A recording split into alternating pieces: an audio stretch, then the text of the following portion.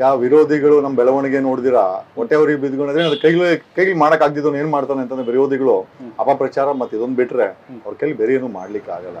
ಈ ದೇಶದಲ್ಲಿ ಯಾರು ಬೇಕಾದ್ರೆ ಯಾವ ಮಟ್ಟಕ್ಕೆ ಬೇಕಾದ್ರೆ ಬೆಳ್ಕೊಳ್ಬಹುದು, ಅದು ಅವ್ರ ಸರ್ವ ಸ್ವತಂತ್ರ ಇದ್ದಾರೆ.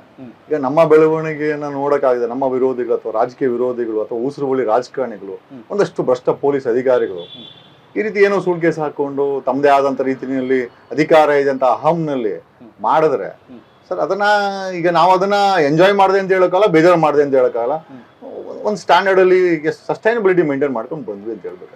ಏನು ರಾಜಕಾರಣಿಗಳಿಗೆ ಯಾಕೆ ನಿಮ್ಮ ಮೇಲೆ ಕೋಪ ಸರ್? ಏನ್ ಸರ್ ಈಗ ಪ್ರಶ್ನೆ ಮಾಡ್ತೀವಿ.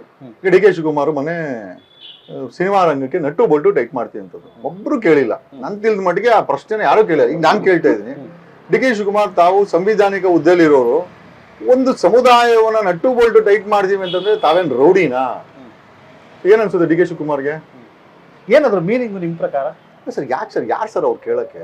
ಒಂದು ಸಮುದಾಯವನ್ನ ರಿಕ್ವೆಸ್ಟ್ ಮಾಡ್ಕೊಬೇಕು. 5 ವರ್ಷಕ್ಕೊಂದ್ಸತಿ ರಾಜಕಾರಣಿಗಳು ಮನೆ ಬಾಗಿಲಿಗೆ ಹೋಗಿ ಏನೋ ಅವ್ರ ಕಾಲಗಳಿಗೆ ಬಿದ್ದು ಕೈಗೆ ಬಿದ್ದು ಇನ್ನೊಂದಷ್ಟು ದುಷ್ಟ ಚಟುವಟಿಕೆಗಳನ್ನ ಮಾಡ್ಕೊಂಡು ಅವ್ರ ಹತ್ರ ಓಟ್ ತಗೊಂಡು ಗೆದ್ದು ಬಂದು MLA ಆಗಿ ಮಿನಿಸ್ಟರ್ ಆಗಿ ಡೆಪ್ಯೂಟಿ CM ಆಗ್ತಾರೆ, ಕೆಲವರು ಪ್ರಧಾನ ಮಂತ್ರಿಗಳಾಗಿದ್ದಾರೆ.